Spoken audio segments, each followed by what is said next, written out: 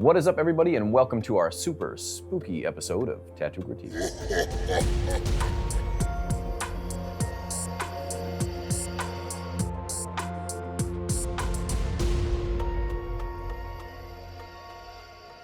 Once again, welcome back. As I said before, this is our super spooky Halloween edition, and in that, we're going to be reviewing nothing but Halloween tattoos. So let's get right to it and check out the first one. And this first one is sent over by Dustin Sain with this insane Freddy Krueger tattoo. Now, I gotta say, first and foremost, I do love the pops of green in this tattoo, and I love how it's not just at the bottom, but carried up to the top in the eye as well. The third eye is a little strange for my taste, sitting under that one eye. I probably would prefer to see 4 eyes rather than 3, or at least move that third eye to the middle of the forehead. It just seems a bit unsymmetrical. And that's fine, just my personal opinion. I do love the texture in the sweater. I think it really gives it that gritty feel, and a stab at the metallic in the glove. The facial details, I think, kind of got away from the artist a little bit. It does very much resemble Freddy Krueger, but I would like to see those details a bit more crisp, especially since so much time was taken in the sweater. I think that could have been backwards. I think the sweater could have been a little more tame and then more detail be put into the face, since that's where we're looking after all. I would like to see some more white in those top 2 eyes just to make it look more ghostly. I think the blade on the glove should be popped out a bit more from the face, and whether that's using white or maybe some darker tones behind the blade, it just kind of blends in with those facial tones a little too much. And even in that little area where it connects to the finger, I think those facial wrinkles should be carried through behind the glove so it doesn't look like there's this weird line of skin. I also think the blacks could have been packed a little better, especially on the underside of that hat. It would just make those facial tones seem a lot brighter, and the contrast would pop a lot more. But again, I do really like those pops of green, and I like how it matches your shirt.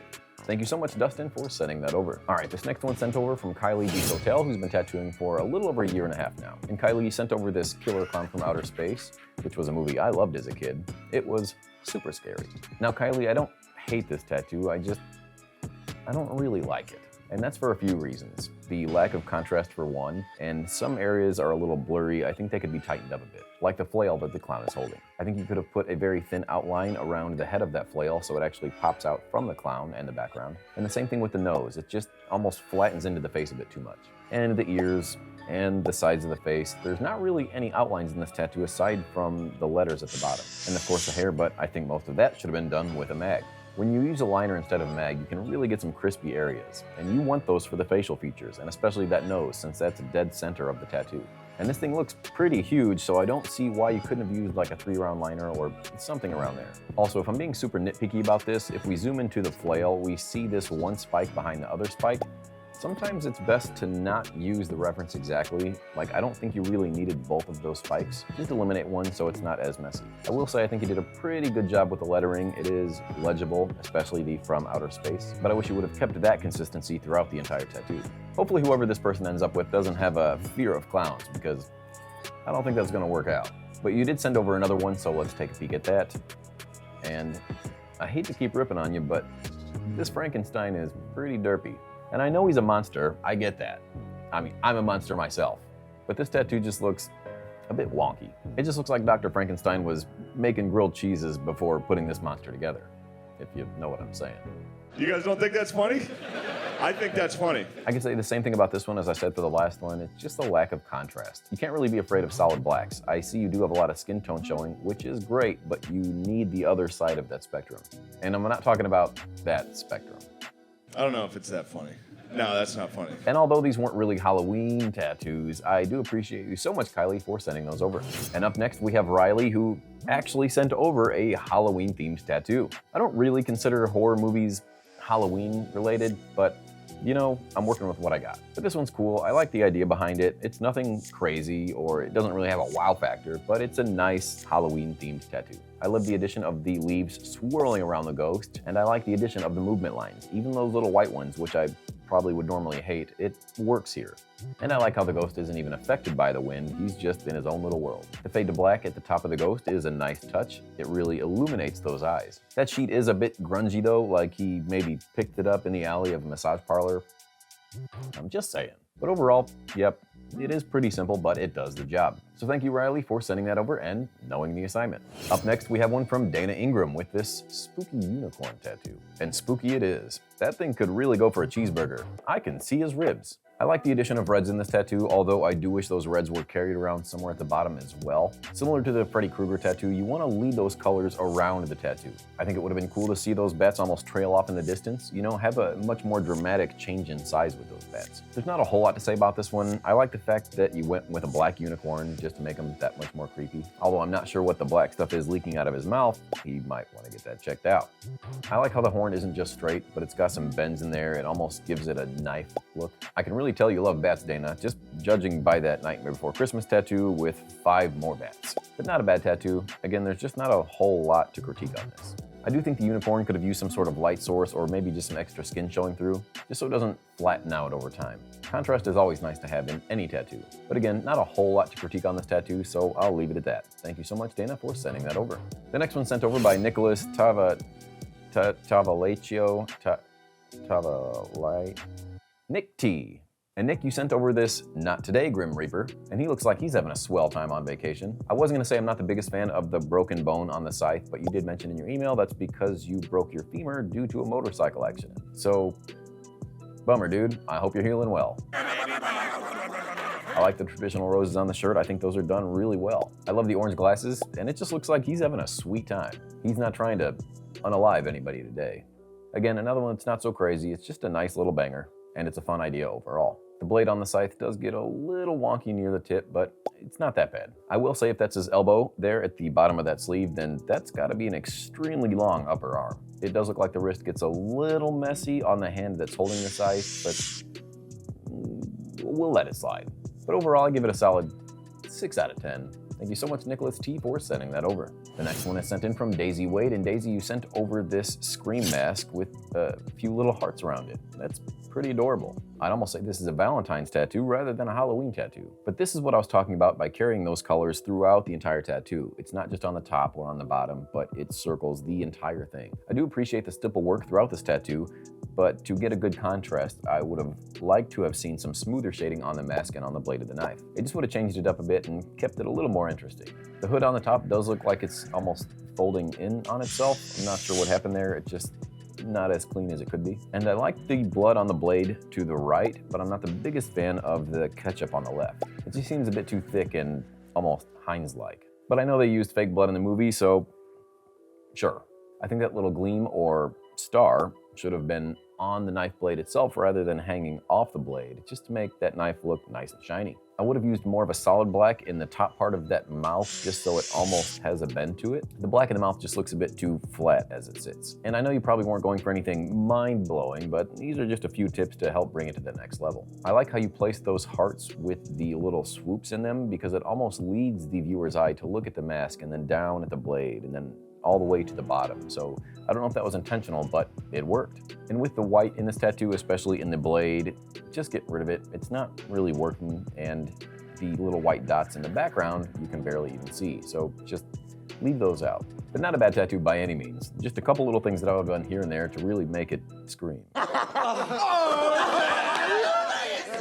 Thank you, Daisy Wade, for sending that over. All right, this next tattoo is sent in by Nick McWethy. And Nick, you sent over this color Bela Lugosi tattoo, which is very nice to see, especially since the original is in black and white. I think the artist did a great job in capturing the light source in this tattoo, and the way the contrast just really pops. It almost gives this face a nice shape, with it being almost solid red on one side, and then you've got these yellows to whites on the other. But one thing that does catch my eye that I can't stop looking at is this hand. And I did pull up the original reference next to it, and although it does look similar, I think there's a very small key element that the artist didn't put in that makes this hand look a little wonky. And that's this little highlight coming from the finger that brings it back onto the hand that makes it work. Because without that, it just looks like these fingers are floating. Other than that, this thing does look great, although I don't know if Dracula had pretty blue eyes. And I'm sure it could be argued that that blue is just from the background or whatever it is shining on the eye, but if that were the case, then we would see that blue on that side of the face as well. So it just leads me to believe that Dracula had some stunning blue eyes, which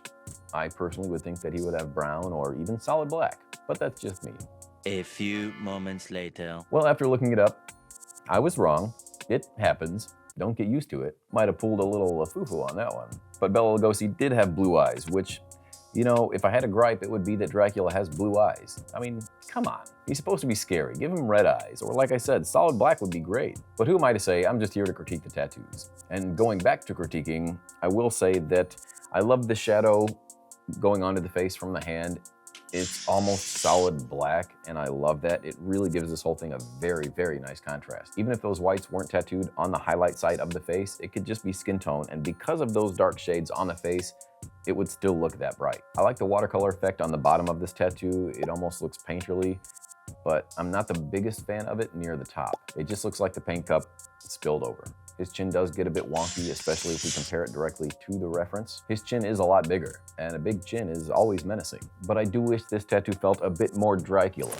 And whether that be with the slicked back hair or an exposed fang or something, because if I didn't know who Bela Lugosi was, I would just think that this is some handsome blue-eyed dude with a wonky hand.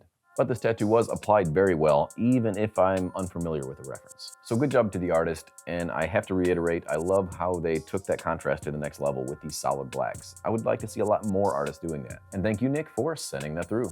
All right, I have to pause right here and say that we didn't get a lot of Halloween tattoos sent over. They were more so horror movies. And although horror movies do go hand in hand sometimes with Halloween, I'm looking for more pumpkins, jack-o'-lantern, ghosts, and the like. So I pulled out a couple Halloween tattoos from the archive that we didn't use in past episodes, and we're gonna give those a review. And this first one was sent in by Jake from 2024. And when I think of Halloween tattoos, this is what I'm talking about. I love the orange and greens and reds. It very much feels like fall. And Jake, you did notice a couple details that you would like to see changed, but let me just add on to that. First, you weren't thrilled with the shading on the lower pumpkin, and you said the shading in the flowers could be a little bit better as well. But the things that catch my eye are things like the nose on that upper left pumpkin, because it just looks like a third eye. I think that nose could have definitely been brought lower just so it looks like a nose. Also, I'm not sure what that line is running through the eye on the right. It just looks like a bold outline for nothing. Also, I'd really like to see these pumpkins glow. Light sources are always great to have in tattoos, and having one on the top and the bottom, I think this was just a missed opportunity. The other thing is the way that cork fits in the bottle just doesn't feel right for some reason. It doesn't really look like there's any transparency, and the way that the top of that bottle is shaped, it feels off. It almost looks like the skull has a glow coming from the inside of the eyes, which, again, I don't know why the pumpkins don't. And I'm also not sure why those flowers are even there to begin with. Unless there's some sort of special meaning, they just don't really feel like fall or Halloween. I would have covered this thing in fall leaves, have the orange, the reds, the yellows, rather than these two flowers that just come from nowhere. They just don't feel like they belong. They're also in black and white, so it just doesn't seem like it fits the rest of the theme. Spiderwebs, I think, could have been done in a different line weight. I personally probably would have done them in a 3-round liner with a gray wash, so they're not standing out as much. It would be one of those things that you don't really notice to begin with, but when you do notice, it's a nice little detail. I also think the leaves could have had some sort of gradient, like that orange leaf on the right, add some browns to it, just something to make it more interesting. And the same thing could be said about the green in the bottle. Have some darker greens that are behind the skull, and where that skull is almost touching the glass in the front, it would be lighter green. So I don't think the artist did a bad job by any means, I just think there were some things that they didn't really think through. And now that I'm looking at it, like the drop shadow on the skull as well. The drop shadow would have curved the other way, away from that little X tag as it goes back into the bottle. This is why I think it's always great to have some sort of plan on paper or your iPad before actually attacking the tattoo, because a lot of things that are made up on the fly just end up being mistakes. But the tattoo itself still looks fine, and it's got a good color palette. So thank you so much, Jake, for sending that over. And this last one was sent over from Dragon Sapphire in 2023. And Dragon Sapphire, you sent over this. This has got to be the scariest one of them all. This one is not only a creepy tattoo, but it is also applied very horrific. Dragon, you said your homeboy Crow, your words, not mine, tattooed this for you, and I hope you still consider him a friend, or homeboy. This whole tattoo looks like it was done with crayons. I don't really know why he's holding an apple from Snow White, or why there is what I'm assuming is a stitched up gravestone in the back. I don't think that's how it works. Or the half pumpkin, half Jack Skellington. There's a lot going on here. I mean, I guess I understand the Jack Skellington since this is Oogie Boogie, or it's supposed to be Oogie Boogie. This thing's really methed up. You're leaving me speechless here, Dragon Sapphire. The way this thing is healing, I see at least 1, 2, 3 bloody scabby parts, which is pretty scary, so I'll give you that. And Oogie Boogie's demeanor is just, I mean, he's taking no shit. Those teeth are also pretty messed up. Probably the scariest teeth I've seen in a long time. Guys, listen, I know that you want to support your homeboy, aka brother, aka friend, but these tattoos are on you for the rest of your life. And I guess at least it's on your back so you'll never have to see it. But yeah, that's there. And this is not a small tattoo by any means. It takes up the whole shoulder. It looks like a pretty big shoulder. But thank you, Dragon, for sending it over, and I'm sorry I didn't get to it sooner. On that note, that's gonna wrap up this year's Halloween edition of Tattoo Critiques, but before we go, you know I gotta give you my favorite of the week. And if it's gonna be anybody, it's gotta be Riley, simply for the fact that she followed directions. This is a Halloween episode, not a horror movie or whatever you wanna call it episode. And it is just a cute little banger. It's not a bad tattoo by any means, and it is well themed. Although simple, I love the wind and the way those leaves wrap around the ghost. So congrats, Riley, on being my favorite this week. Now before I let you off the hook, I gotta share with you a featured artist who I think you should all be following, who just so happens to kill it with these Halloween-themed tattoos. You can find Delicate Dan out of Manchester, New Hampshire. Not only does he crush it with Halloween-themed tattoos, but his color realism is absolutely insane. His lines are super crispy and his color is so well saturated. You'd be doing yourself a disservice if you don't go follow him right now. And he's only got around 7,000 followers, so please, for me, let's go blow his shit up. Let's give him we'll call it the pony bump. Come on, bronies, do it for me. No, but seriously, go give him a follow and let him know I sent you. All right, that's gonna be it, but before you disappear, make sure you hit that subscribe button and share this video with all your friends, as we are closing in on that 200,000 subscriber mark. I dressed up like a little boo-boo for you guys, so the least you could do is subscribe. And until next time, happy Halloween, and we'll see you next week.